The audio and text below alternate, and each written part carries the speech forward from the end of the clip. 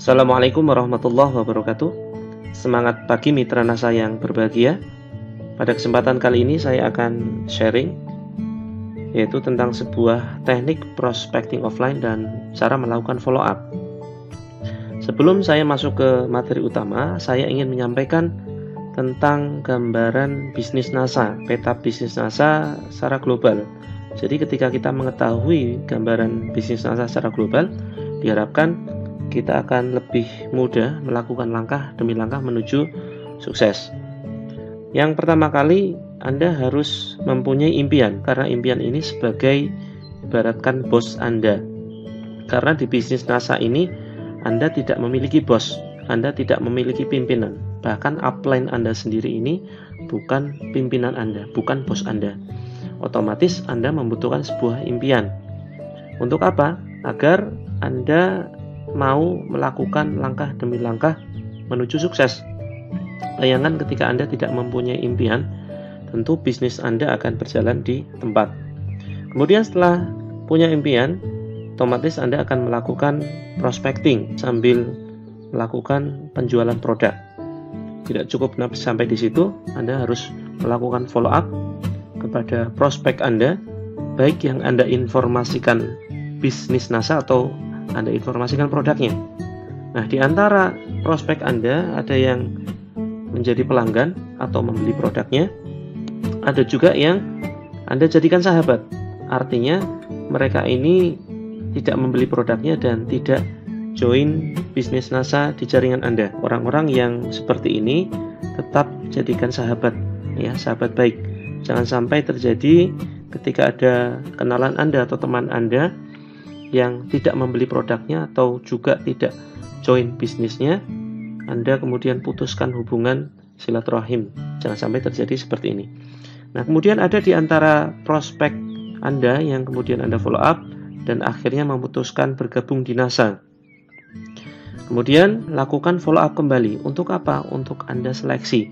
Apakah distributor yang bergabung ini mereka benar-benar serius menjalankan bisnisnya atau hanya sekedar iseng-iseng saja. Bagaimana cara menyeleksinya? Undang mereka ke home sharing, pelatihan di rumah Anda atau di rumah distributor yang baru saja bergabung. Kemudian tidak cukup sampai di situ, seleksi lagi, undang ke pertemuan yang disarankan oleh support system, yang disarankan oleh upline dan leader Anda. Nah, di situ Anda sudah melakukan langkah duplikasi dan jaringan Anda pun akan melakukan pola yang sama, yaitu mereka membuat impian, kemudian melakukan prospecting, follow up, dan seterusnya. Perlu saya sampaikan bahwa aktivitas yang utama di NASA salah satunya adalah melakukan prospecting. Prospecting ini adalah menemukan distributor untuk Anda tempatkan di bawah Anda. Nah, seringkali prospecting ini menjadi sebuah beban bagi distributor yang tidak memahami caranya. Sebetulnya kalau kita paham caranya, maka prospecting ini sebetulnya sangat mudah dilakukan. Nah, yang menjadi pertanyaan adalah, kenapa prospek keberatan bergabung di bisnis NASA? Bukan karena mereka tidak berminat untuk mendapatkan penghasilan tambahan, bukan karena bisnisnya kurang potensi, bukan. Ya, yang pertama adalah faktornya karena distributor belum bisa menemukan kebutuhan prospek. Istilahnya adalah hot button. Distributor belum bisa menjelaskan bahwa sebetulnya prospek ini punya masalah, punya kebutuhan yang harus dipenuhi. Kemudian yang kedua, distributor kurang melakukan pendekatan kepada prospek. Artinya, distributor ini langsung saja melakukan prospecting, walaupun antara distributor dengan prospek ini belum terlalu kenal, ya, mungkin saja baru kenal, kemudian tanpa basa-basi, tanpa melakukan pendekatan, langsung menginformasikan atau menawarkan bisnisnya, sehingga banyak prospek yang keberatan. Kemudian faktor yang ketiga adalah distributor gagal menjelaskan bisnis NASA dengan baik. Ini sering terjadi, banyak distributor yang sebetulnya belum memahami apa itu bisnis NASA, bagaimana aktivitasnya, apa saja yang harus dilakukan, tetapi dengan keterbatasan informasi yang dia miliki, pada akhirnya distributor ini memaksakan diri untuk melakukan prospecting dengan caranya sendiri, dengan hanya mengandalkan pengetahuan yang dia miliki. Yang terjadi, tentu banyak prospek yang keberatan bergabung karena informasi yang diterima oleh prospek tidak lengkap. Dan banyak faktor-faktor lain yang menyebabkan kenapa prospek kita keberatan bergabung di bisnis NASA. Oleh karena itu, pada kesempatan kali ini kita akan mencoba belajar bagaimana cara melakukan prospecting yang baik dan benar, sehingga efeknya adalah Anda akan bisa menjaring banyak distributor bergabung di jaringan Anda. Kemudian pertanyaan yang kedua, kenapa banyak yang menolak bergabung di bisnis NASA? Apakah saya salah dalam mentarget pasar? Jawabannya adalah tidak ada yang salah dengan target prospek Anda. Karena pada awalnya kita tidak bisa menilai mana prospek kita yang akan bergabung di NASA lalu sukses dan mana yang tidak potensial. Tidak ada ciri-ciri fisik yang membedakan, oh ini si A karena ciri-cirinya seperti ini maka dia akan sukses. Oh B karena ciri-ciri fisiknya seperti ini maka dia akan gagal. Tidak ada. Sayangnya kita tidak bisa melihat ciri-ciri secara fisik apakah seseorang ini akan sukses di NASA atau tidak. Oleh karena itu, kita harus melihat bahwasanya semua orang punya potensi. Ya, punya potensi yang bisa kita gali dan kita optimalkan sehingga kita akan bisa menemukan orang-orang yang benar-benar potensial. Caranya adalah dengan melakukan seleksi. Bagaimana cara menyeleksinya? Nanti akan kita bahas di slide-slide berikutnya. Baik, kita harus memahami ya tentang definisi prospecting. Yang perlu kita ingat tentang prospecting adalah prospecting ini bukan kegiatan mengajak orang lain supaya bergabung di NASA. Prospecting hanya aktivitas menginformasikan bisnis NASA. Ya, hanya itu. Jadi, ingat sekali lagi, prospecting bukan kegiatan mengajak orang lain agar mereka tertarik dan bergabung menjadi distributor di jaringan Anda. Kita harus bisa membedakan bahasa mengajak dan menginformasikan. Tujuannya adalah agar tidak ada penolakan dan kekecewaan. Kemudian yang kedua, kita bisa menemukan orang-orang yang benar-benar butuh bisnis NASA, bukan sebaliknya. Seringkali seolah-olah kita yang butuh orang lain. Walaupun pada faktanya antara upline dan downline ini saling membutuhkan. Tetapi jangan sampai terkesan bahasa yang kita sampaikan kepada prospek kita seolah-olah kita yang membutuhkan mereka. Kemudian tujuan yang berikutnya adalah agar orang lain nyaman dengan kita. Ya, tentu saja ketika kita menggunakan bahasa menginformasikan, orang lain akan merasa lebih nyaman. Beda kalau kita menggunakan bahasa mengajak, orang lain tentu akan merasa kurang nyaman dengan kita, bahkan menjauhi kita. Kemudian yang selanjutnya, bahasa menginformasikan ini merupakan sebuah teknik closing untuk menarik perhatian prospek kita. Ya, ini teknik closing yang sudah terbukti dan teruji sangat efektif, membuat prospek kita justru penasaran dan pada akhirnya mereka memutuskan untuk bergabung di NASA. Kemudian, kenapa kita harus menggunakan bahasa menginformasikan? Karena ini penting, ini sudah terbukti dan teruji, sudah dilakukan oleh para upline kita. Mereka menggunakan bahasa menginformasikan ternyata jauh lebih efektif. Nah, ketika terjadi penjualan produknya atau mungkin ada orang yang tertarik bergabung di bisnis NASA, anggap saja ini hanya sebagai sebuah efek samping. Contoh bahasa mengajak bisa kita lihat di sini. Gabung bisnisku yuk, untungnya gede loh. Nanti saya ajari sampai berhasil deh. Kemudian kita bisa bedakan dengan bahasa menginformasikan. Contohnya, hanya modal Android saja saya bisa membangun bisnis di rumah. Mudah tanpa harus meninggalkan keluarga. Hasilnya berlipat dari gaji UMR. Nah, bisa kita lihat kedua bahasa tersebut lebih nyaman yang mana kira-kira? Tentu kalau kita memposisikan diri kita sebagai seorang prospek, maka kita akan lebih nyaman membaca bahasa yang bersifat informatif.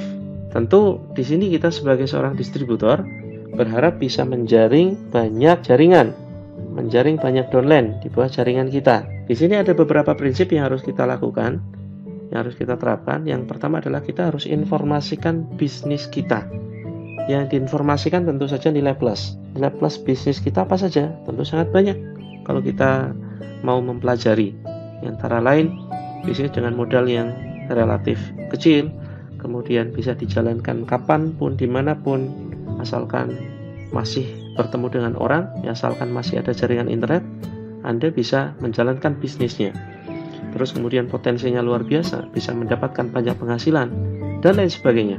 Sangat banyak sekali nilai plus yang bisa kita informasikan kepada orang lain, sehingga orang lain ketika mengetahui nilai plus bisnis kita, mereka akan tertarik. Kemudian, menginformasikan nilai plus saja ternyata tidak cukup. Harus kita sampaikan berulang kali dan banyak kali. Berulang kali artinya bukan hanya satu kali, tetapi berkali-kali. Itu saja tidak cukup. Harus kita sampaikan kepada orang yang tepat dan dengan cara dan waktu yang tepat. Nah, jika keempat prinsip ini kita lakukan, maka percayalah, insya Allah kita akan bisa menjaring banyak distributor bergabung di jaringan kita.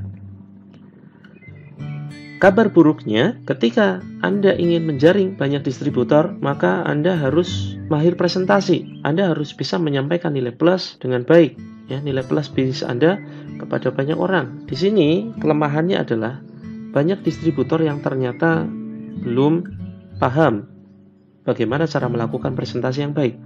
Ketika mereka paham pun belum tentu mereka bisa melakukan. Karena apa? Karena mungkin mereka tidak terbiasa untuk melakukan presentasi. Dan seringkali presentasi ini diartikan sempit.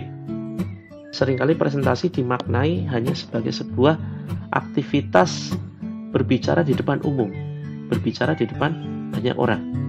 Nah, pada faktanya seiring perkembangan zaman, presentasi ini ternyata bisa dimaknai dengan berbagai macam aktivitas.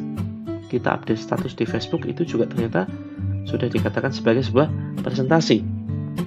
Kemudian yang lain, misalkan dalam hal ini ada sebuah kabar baik. Saat ini sudah terbit buku prospecting sebagai sebuah alat kerja presentasi. Dan fungsi dari buku ini adalah kita pinjamkan kepada prospek kita selama 2-3 hari. Nah, ketika kita menggunakan buku prospecting ini, maka kita sudah dianggap melakukan sebuah presentasi. Siapa yang melakukan presentasi? Tentu bukunya. Dan ini merupakan sebuah alat kerja yang sangat powerful, sangat luar biasa apabila kita bisa menggunakannya. Nah, oleh karena itu pada kesempatan kali ini saya akan berbagi bagaimana cara menggunakan buku prospecting dengan baik dan benar sehingga hasilnya akan optimal. Yaitu ada sebuah efek samping. Efek sampingnya adalah Anda akan mendapatkan banyak distributor. Dan selain itu, Anda juga akan bisa mungkin menjual beberapa produknya. Nah, ini adalah sebuah efek samping dari aktivitas prospecting menggunakan alat kerja berupa buku prospecting. Sebelum saya sampaikan bagaimana cara menggunakan bukunya secara detail, saya ingin menyampaikan kepada Anda semuanya gambaran bagaimana cara menggunakan buku prospecting ini secara global. Seperti yang kita ketahui, dalam 8 langkah sukses, kita harus memiliki daftar nama. Paling tidak setiap orang ini pasti punya daftar nama.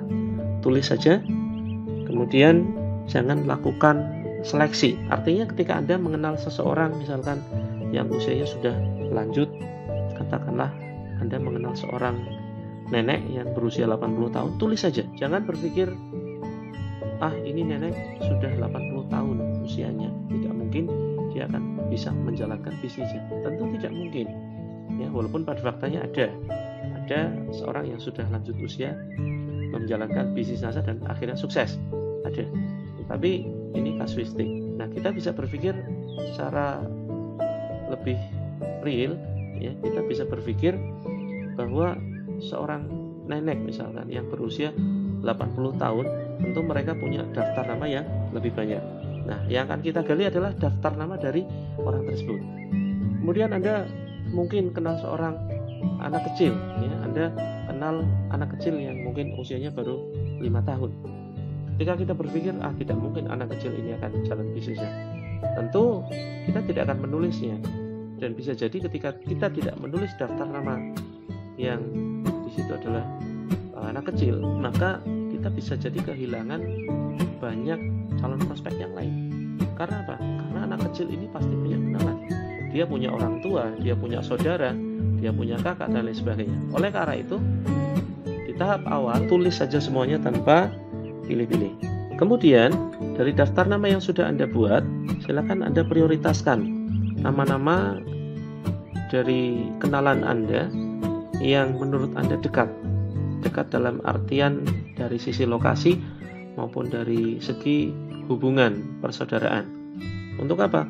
Untuk Anda hubungi, ya, untuk Anda hubungi, Anda buat janji kira-kira kapan mereka punya waktu luang, dan setelah Anda buat janji, Anda segera datang ke rumahnya untuk melakukan pendekatan. Walaupun mungkin Anda sudah kenal dekat dengan prospek yang sudah Anda tulis nama mereka di daftar nama Anda, tetap lakukan pendekatan.